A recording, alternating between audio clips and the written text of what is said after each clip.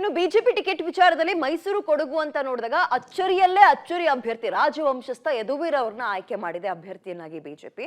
ಹಾಗಾದ್ರೆ ಅವರ ಮುಂದಿರುವಂತಹ ಸವಾಲುಗಳೇನು ಅಥವಾ ಗೆಲುವಿನ ಹಾದಿ ಅಷ್ಟೊಂದು ಸುಲಭವಾಗಿದೆಯಾ ಅನ್ನೋದಕ್ಕೆ ಸಂಬಂಧಪಟ್ಟಂತೆ ಒಂದು ರಿಪೋರ್ಟ್ ಇದೆ, ನೋಡ್ತಾ ಹೋಗೋಣ. ಯದುವೀರ್ ಒಡೆಯರ್ಗೆ ಮೈಸೂರು ಟಿಕೆಟ್, ಸವಾಲುಗಳನ್ನ ಮೆಟ್ಟಿ ನಿಲ್ತಾರ ಯದುವೀರ್. ಕಾಂಗ್ರೆಸ್ನಿಂದ ಲಾಭ ನಷ್ಟದ ಲೆಕ್ಕಾಚಾರ. ಯದುವೀರ್ ಒಡೆಯರ್ ಮೈಸೂರು ಲೋಕಸಭೆ ಟಿಕೆಟ್ ಅನ್ನ ಬಿಜೆಪಿ ಹೈಕಮಾಂಡ್ ಘೋಷಣೆ ಮಾಡಿದೆ.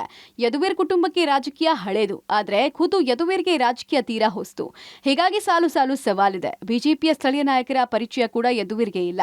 ಅದರಲ್ಲೂ ಈಗ ಬಿಜೆಪಿ ಜೆಡಿಎಸ್ ಮೈತ್ರಿ ಬೇರೆ ಇದೆ. ಹೀಗಾಗಿ ಮೈತ್ರಿ ನಾಯಕರನ್ನ ವಿಶ್ವಾಸಕ್ಕೆ ತೆಗೆದುಕೊಳ್ಳೋದೇ ಯದುವೀರ್ಗೆ ಬಿಗ್ ಚಾಲೆಂಜ್. ಜೆಡಿಎಸ್ ಬಿಜೆಪಿ ನಾಯಕರನ್ನ ಒಟ್ಟಿಗೆ ತೆಗೆದುಕೊಂಡು ಹೋಗೋದೇ ಯದುವೀರ್ಗೆ ಮೊದಲ ಬಿಗ್ ಟಾಸ್ಕ್. ರಾಜಕೀಯದಲ್ಲಿ ಟೀಕೆ ಒಂಥರ ಸಾಂಬಾರ್ನಲ್ಲಿ ಸಿಗುವ ಮೆಣಸಿನಕಾಯಿ ತರ.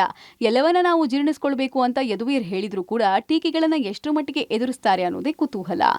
ಚಾಲೆಂಜ್ ಇದೆ ಅಂತ ನಾವು ದೂರ ಹೋಗೋಕ್ಕಾಗಲ್ಲ. ಯುದ್ಧಕ್ಕಲ್ಲಿ ನಾವು ಸಿದ್ಧರಾಗಿರ್ಬೇಕು ಯಾವಾಗಲೂ. ಅದೇ ರೀತಿ ರಾಜಕೀಯ ಮೂಲಕನೇ ಇವಾಗ ಎಲ್ಲ ಸಮಸ್ಯೆಗಳನ್ನು ಪರಿಹರಿಸಬೇಕಾಗಿದೆ.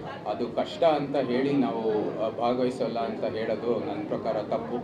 ಕಷ್ಟ ಇದ್ರೂ ಕೂಡ ನಾವು ಅದರಲ್ಲಿ ಆ ಕ್ಷೇತ್ರಕ್ಕೆ ಬಂದು ಎಲ್ಲರ ಜೊತೆಗೆ ತಗೊಂಡು ಒಂದು ಒಗ್ಗಟ್ಟಿನಲ್ಲಿ ಎಲ್ಲ ಹೋಗಿ ನಮ್ಮ ಸಮಸ್ಯೆಗಳನ್ನು ಪರಿಹರಿಸಿ ಅದು ನಿಜವಾದ ಅಭಿವೃದ್ಧಿಯನ್ನು ತರೋದು ನನಗೆ ಸೂಕ್ತ ಅಂತ. ಇನ್ನು ಯದುವೀರ್ ಸ್ಪರ್ಧೆಯಿಂದ ಕಾಂಗ್ರೆಸ್ ತನಗೆ ಆಗುವ ಲಾಭ ನಷ್ಟದ ಲೆಕ್ಕಾಚಾರ ಹಾಕ್ತಾ ಇದೆ. ಯದುವೀರ್ ರಾಜಮನೆತನದಿಂದ ಬಂದವರು. ಶ್ರೀಕಂಠದತ್ತ ನರಸಿಂಹರಾಜ ಒಡೆಯರ್ ದತ್ತುಪುತ್ರ. ಹಳೆ ಮೈಸೂರು ಅಭಿವೃದ್ಧಿಗೆ ತನ್ನದೇ ಆದ ಕೊಡುಗೆಯನ್ನ ಮೈಸೂರು ರಾಜಮನೆತನ ಕೊಟ್ಟಿದೆ. ಹೀಗಾಗಿ ಇವರನ್ನ ಟೀಕಿಸೋದು ಅಥವಾ ಇವರನ್ನ ಸೋಲಿಸಿ ಅಂತ ಹೇಳುವಾಗ ಬಳಸುವ ಪ್ರತಿ ಪದಗಳು ಬಹಳ ಮುಖ್ಯ. ಒಂದು ಪದ ಆಚೆ ಈಚೆ ಆದ್ರೂ ಕೂಡ ಅದು ಕಾಂಗ್ರೆಸ್ ಪಾಲಿಗೆ ದುಬಾರಿ ಆಗಬಹುದು. ಯದುವೀರ್ಗೆ ಕ್ಲೀನ್ ಇಮೇಜ್ ಇದೆ. ಹೀಗಾಗಿ ಕಾಂಗ್ರೆಸ್ ಏನೇ ಟೀಕೆಗಳನ್ನ ಮಾಡಿದ್ರೂ ಜನರಿಂದ ವಿರೋಧ ವ್ಯಕ್ತವಾಗುವ ಸಾಧ್ಯತೆ ಇದೆ. ಹೀಗಾಗಿ ಅತ್ಯಂತ ಸೂಕ್ಷ್ಮವಾಗಿ ಚುನಾವಣೆ ಎದುರಿಸಬೇಕಾದ ಅನಿವಾರ್ಯತೆ ಕಾಂಗ್ರೆಸ್ಗೆ ಇದ್ದು ಯದುವೀರ್ ವಿರುದ್ಧ ಮಾತನಾಡುವಾಗ ಅತ್ಯಂತ ಎಚ್ಚರ ವಹಿಸಬೇಕಾಗಿದೆ.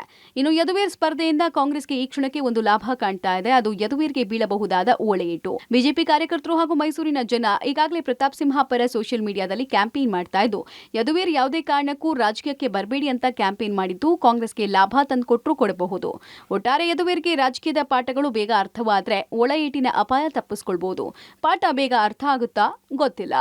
ಇನ್ನು ಕಾಂಗ್ರೆಸ್ ನಾಯಕರು ಯದುವೀರ್ ವಿರುದ್ಧ ನಾಲಿಗೆ ಹರಿಯ ಬಿಡದಂತೆ ಅಭ್ಯರ್ಥಿ ನೋಡ್ಕೊಳ್ಬೇಕು. ಇಲ್ಲದೇ ಇದ್ರೆ ಆ ಮಾತೆ ಚುನಾವಣೆಯನ್ನ ಕೆಡಿಸುತ್ತೆ. KP Nagaraj, public TV, Mysuru.